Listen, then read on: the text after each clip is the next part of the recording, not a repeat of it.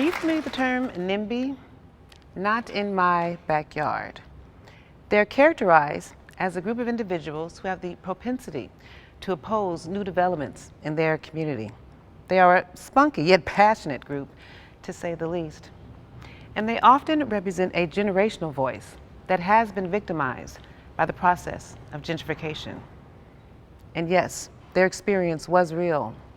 Yes, they were displaced. And yes, they were replaced by middle-class white families and businesses. And yes, they were primarily members of African-American families and communities. And as a result, this generation has developed an emotional connection to the process of gentrification versus a strategic one. They have become risk-averse and fearful of change. In essence, they have lost at the game of gentrification. As a third-generation community builder, I've had several encounters with NIMBYs at community meetings and public hearings who have wrongfully accused my family of gentrifying the community we live in, by the way.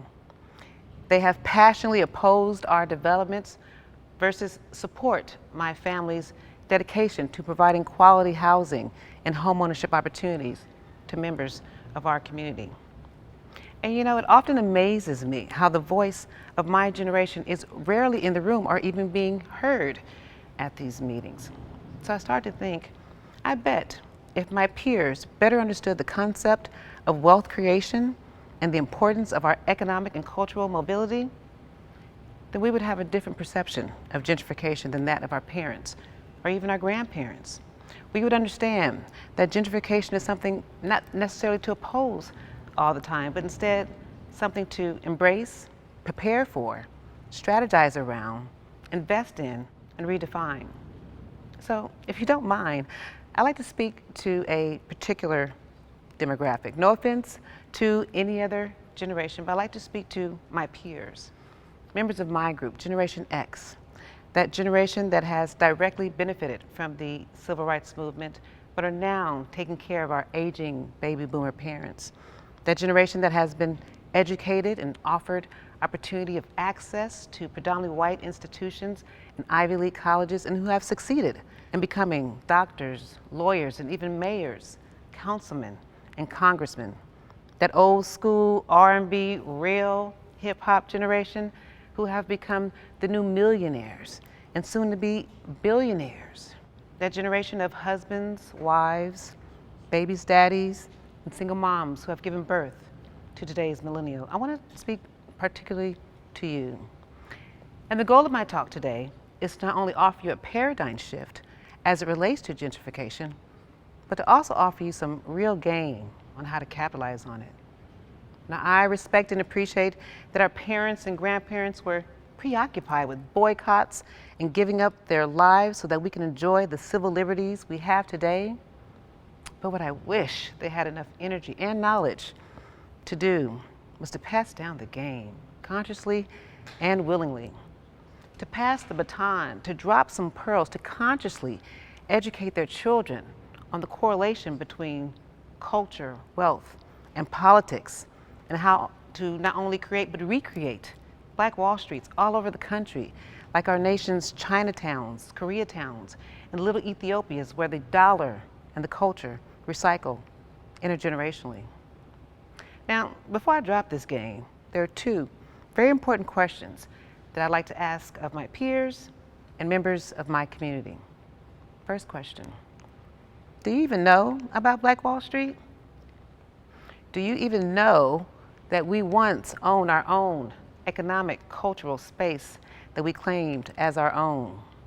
We were said to have owned 600 businesses, 21 churches, 21 restaurants, 30 grocery stores, 6 private airplanes, 2 movie theaters, a hospital, a bank, our own bus and school system, for it all to be tragically burned down in less than 24 hours due to white hate, envy, and institutionalized racism.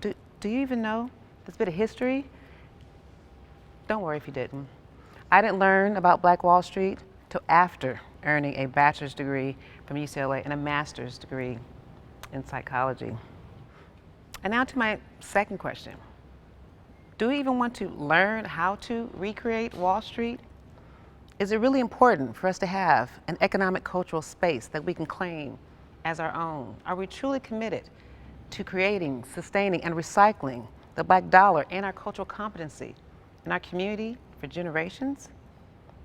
Because if you haven't noticed, gentrification doesn't really happen in Chinatown, Koreatown, or on the West Side. Well, yes, members of these communities do get displaced, but somehow the culture and the economics seem to remain the same. How is that? I believe it's that these communities all have a cultural commitment and willingness to maintain an economic space that they can claim as their own. So much so that even if they don't live in those respective communities, there is an inherent commitment and willingness to support it, both socially and economically. But why is we as Black people, when we talk about gentrification, it's with a negative connotation or from a victim's mentality? Because gentrification, revitalization, urban renewal, no matter what you want to call it, is not necessarily a bad thing. But I guess it is if you see it from the paradigm of the victim and not the victor. Now, let me back up and first define gentrification. That might help. According to Webster, gentrification is the process of renewal and rebuilding accompanying an influx of middle class or affluent people into deteriorating areas, which often displaces poor residents. Okay, but Wikipedia kept it 100. Gentrification is a trend in urban neighborhoods that increases property values and displaces lower income families and communities, with an increased share in wealthier residents and businesses. It refers to a shift in an urban community lifestyle that often displaces poor residents. Now, why does Wikipedia define gentrification as a shift in an urban community lifestyle? And we all know what they mean by urban. In my humble opinion, the difference between these two definitions is that one is factual and the other is a paradigm. Because the truth of the matter is, gentrification really is just the process of rebuilding that often displaces poor residents. So how have we now allowed it to become defined as a shift in our urban community lifestyle? So again, I ask you, do we really want to learn how to recreate Black Wall Street for today's and tomorrow's generation? Whose fault is this? How did gentrification now become defined as a shift in our urban community lifestyle? When did this happen? And how did this happen? I would say that it's our own fault. While we may say we want an economic space that we can claim as our own, our actions speak otherwise. Because when we leave the community, we really leave the community. But why?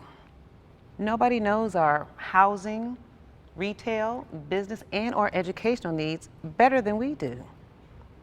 But why? When we get a little money, we move out of the community and start investing our dollars in some other community's legacy.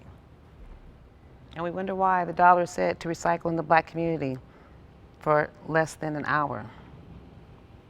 So, if we want to recreate Black Wall Street and build legacies for today's generation, I have a few steps.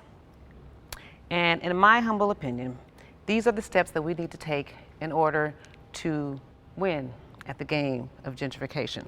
And I will use the term wealth, the acronym wealth, because in order for us to win, we have to have a long-term wealth building strategy and mindset. W, willingness. We have to be willing to mobilize the Black dollar. Simply put, if we're going to create a strong economic base, the Black dollar has to stay in the Black community. Oh, and by the way, burning our communities down is not an option.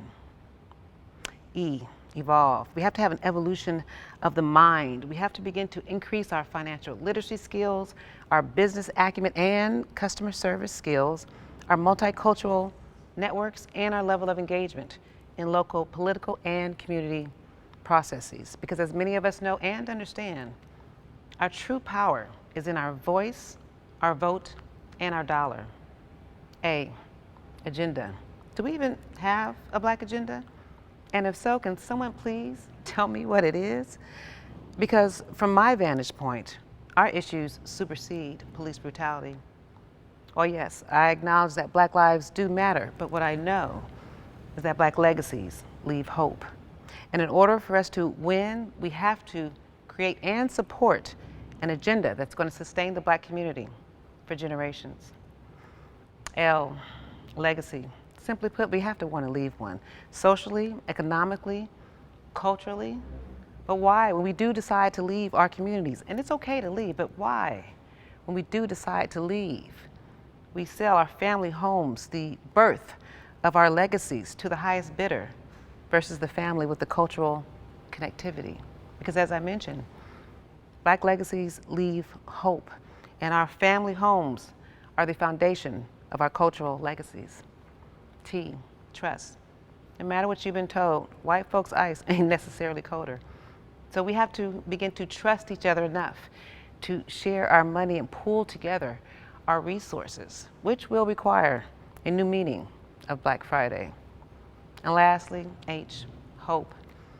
And as our first Black president, Barack Obama, said in his book, The Audacity of Hope, we have to continue to hope in the face of difficulty, hope in the face of uncertainty, the audacity of hope. In the end, this is God's greatest gift to us, the bedrock of this nation, a belief in things not seen, a belief that better days are ahead.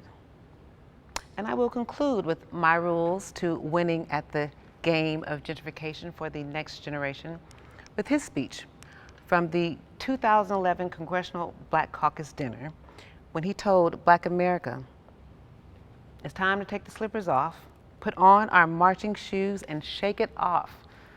Stop complaining, stop grumbling, stop crying, because we will press on, but we have much work to do. So to my peers, it's our time.